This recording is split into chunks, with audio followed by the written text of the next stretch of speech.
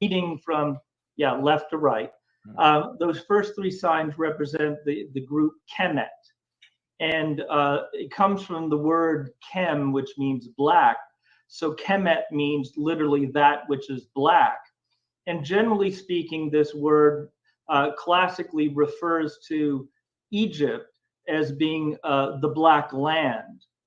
And then the three signs you have, the seated man, the seated woman, and those three strokes that look like the number one. Those three strokes together is sort of the designation for plural. So the man and the women and the three strokes would be like meaning generically people. So if you read this, this would look like a writing for the black people. Okay. Or those who are black, referring to a group of people.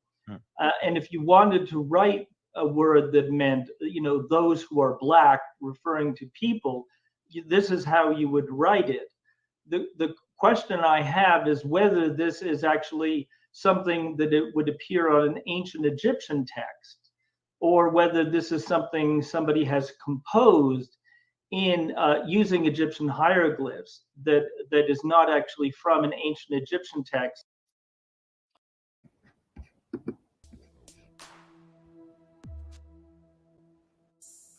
Hotel and Isha. I hope you're doing well. The title of this live stream is Peter J. Brand, Professor of Egyptology, said in 2024, the same as Cheikh Anta Diop in 1974.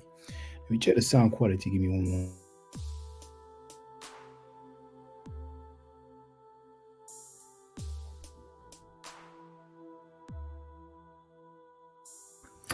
Sounds okay on my end. Let me just share the fair use disclaimer. I will not be long.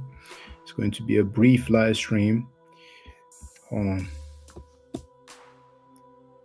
Gonna get this out of the way.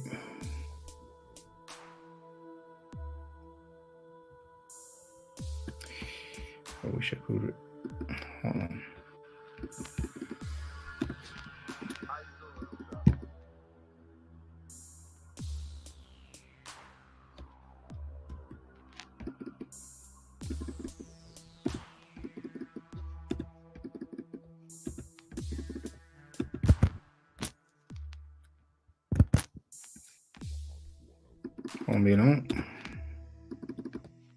I'm using two computers, so don't want to go into details, but I'm gonna be ready to start in a few seconds. So here is fair use disclaimer.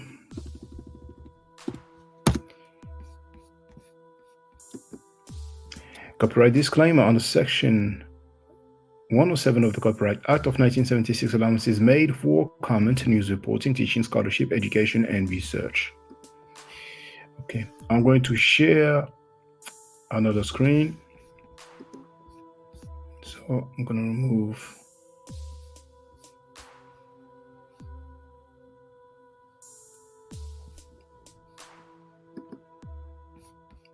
this. Okay. So on the screen,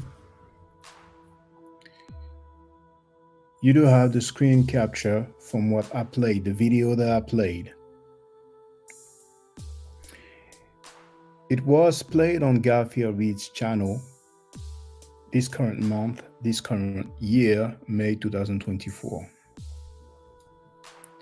For those who are not familiar with the hieroglyphic, in green you do have the Gardner references. So we have the I6 glyph, which stands for Kem. We have the owl, G17, which is the phonetic complement, it's the M sound. We have the loaf of bread, X1, which is the T or T sound. Then we have the seated man, A1, the seated woman, B1, and the three strokes reference Z2 or Z2 if you are in the United Kingdom. At the bottom, you do have the quote. And once again, he said, I'm talking about Dr. Peter J. Brown. It comes from the word Kem, which means black. So Kemet means literally that which is black. So if you read this, this would look like a writing for the black people, or, those who are black, referring to a group of people. And if you wanted to write a word that meant those who are black, referring to people, this is how you will write it. Now, you heard that it was wondering if it comes from an Egyptian text. Well, we're going to deal with that. Oh, hold on. There it is. Now, for the record, indeed, in the book General History of Africa, Volume 2, page 41, Dr. Cheikh Anta Diop, in his chapter entitled Origin of the Ancient Egyptians, he showed the glyphs that we have seen. I6 glyph, loaf of bread, seated man, seated woman, A1, A2, and the 3 strokes. And he said that it means literally the Negroes. Now, mind you, he first argued that in 1974, in 1974 in the symposium or Cairo conference, okay? So back then, terms like that were used. As a matter of fact, his most famous book, which is in French, Nationale et Culture, the word nègre is basically the French for Negro. So he even had that in his book title. But that being said, he wrote, in the Egyptian language, a word of assembly is formed from an adjective for a noun by putting in the feminine singular kemet from the adjective kem equals black. It therefore means strictly Negroes, or at the very least, black men. The term is a collective noun which thus describes the whole people of Pharaonic Egypt as a black people. In other words, on a purely grammatical plane, if one wishes to indicate Negroes in the Pharaonic tongue, one cannot use any other word than the very one which the Egyptians used for themselves. Furthermore, the language offers us another term, Kemetiu equals the Negroes, the black men literally. So,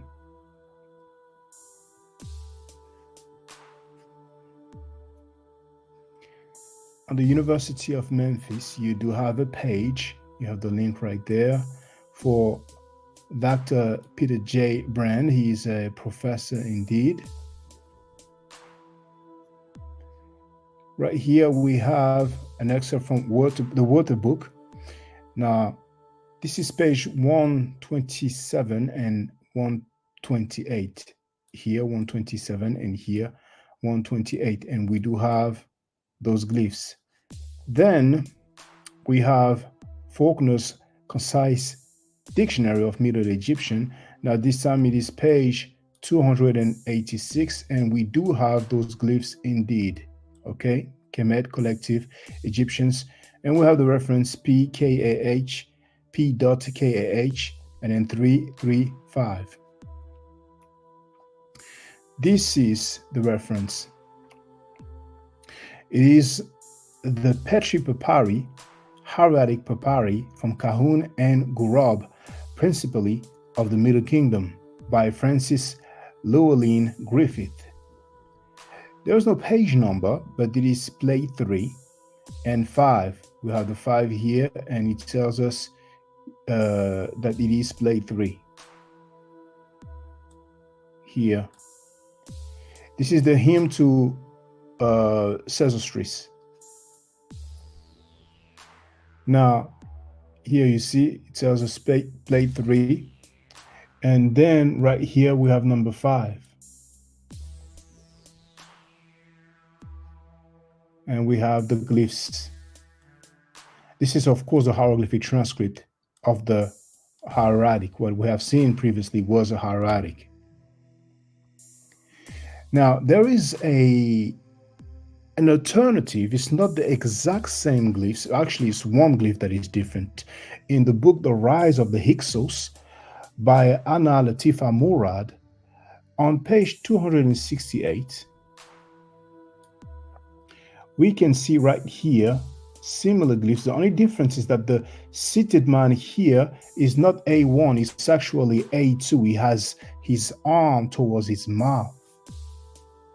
Now, as for the transliteration, we have it here, Kemetiu R, and here we are told Egyptian speakers, and the author tells us on page 269, for this translation, see Allen, BASOR 352, page 34 and 35. Now, this is the reference that we were given.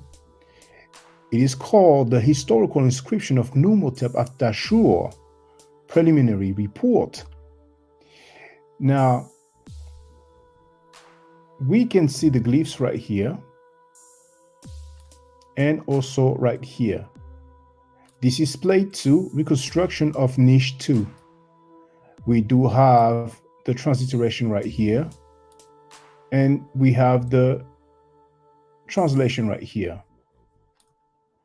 So here we are told the term Kemetiu, normally Egyptians, is determined in both cases with a speaking man, that's the reference A2 once again, not A1, in place of the normal seated man, apparently therefore indicating speakers of the Egyptian language rather than residents of Egypt. There may have been Egyptian expatriates in the service of Byblos. The Marcus seems to have dispatched them to Ulaza in one of his ships, perhaps ahead of the Egyptian expedition, with a message for the ruler of Ulaza. Recorded in the text following, the Egyptian speakers may have been used as neutral messengers or perhaps as interpreters if Byblos and Ulaza spoke different languages. Right here, we have a new concordance of the pyramid text. This is volume 6, PT 673-2806 by James P. Allen, and this is made available thanks to Brown University 2013, and it's available on the website of the University of Chicago. Now you do have the link at the bottom. It'll be a bit long for you to type it. If you just type in the title right here, you will find it very easily. Now, there is no page number, but on the PDF, it is number 5. So here we are told on PT, or Pyramid Text 674. Now, you can look up for the references, but I don't want this to be complicated. Okay. Now, this stands for neat. Now, right here, we do have the I6 glyph, and then we have what some people call the TU bird. Same here, I6 glyph, and what looks like the TU bird as well. But for the pyramid text of Neat, after the I6 glyph, it is not the TU bird, it is a Cheikh, transliterated with a W, which gives us the U sound. Okay? So, right here, on a new concordance of the pyramid text, but this time volume 1, introduction, occurrences, and transcriptions, still by James P. Allen. And you also have the link, but once again, if you type it in a search engine, you'll find it very easily. It's on the website of the University of Chicago. So on page 47 of the PDF, even though there's no page number written, at line 11, we do have the translation of the text that we have seen. And here we can see Kemetiu. So Pyramid Text 674, P, N, and NT, which stands for neat once again. The only difference is that here we don't have the TU bird, okay? Now, is matching with this publication right here. The title is in French, Les Pyramides des Reines Neat et Apuit. The author is Gustave Gévier. So basically it means the pyramids of the queens Neat and Apuit. Now, right here, you do have it, you see at the bottom, you do have the I6 glyph, the Chem glyph, and the Cheikh, okay? It is actually on line 604, if I'm not mistaken. Yes, indeed. So, yeah, well, I even forgot that I had the red circle. So you have the red circle at the bottom left corner of the screen. And right here, you can see it, bottom of line 604, okay? So there it is. Thank you for watching. Stay safe, stay healthy. If I am allowed to by the Nechero, I will definitely holler back at you. I don't argue. I said facts. If you're not part of the solution, you're part of the problem. If you do not think right, you will not act right. If you know better, you will do better. Do I to do Nechero? Hotep. Now, for the record, for those who don't know, I'm giving Medu Nature classes. And here, that's the flyer.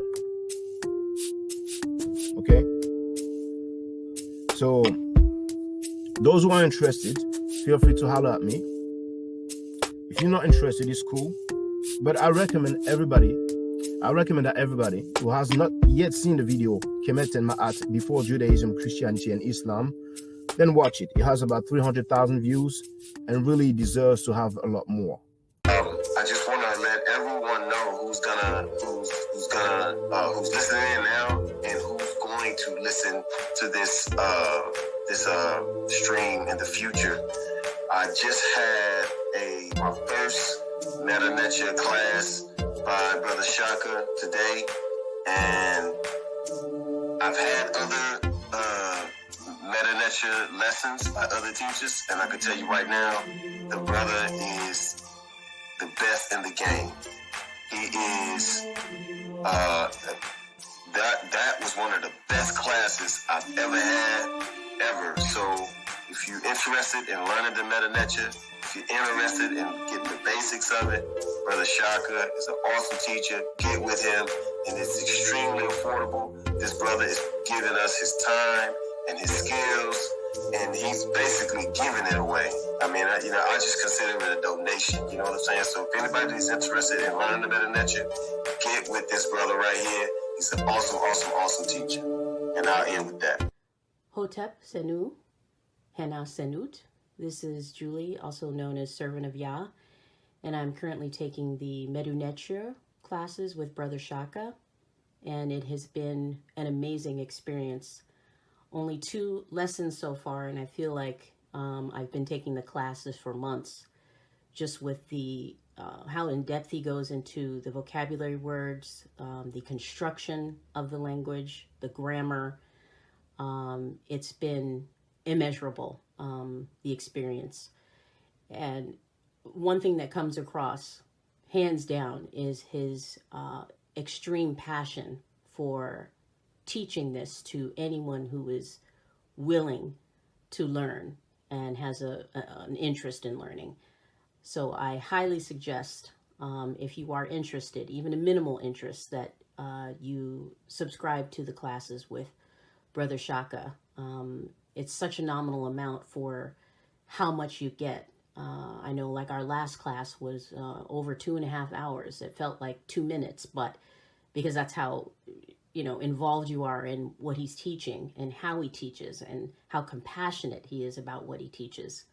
Also with sharing materials free of charge, no question, no doubt. It's just what he does. He doesn't have to, but he does. And so I just wanted to give a short testimonial about the class and the effectiveness of the class. And all of that is attested to how studied Brother Shaka is. So I highly recommend anyone with a minimal interest that you do sign up for the Medu Nature class. Hotep. Don't forget to subscribe to my channel, which is Ma'at Forever.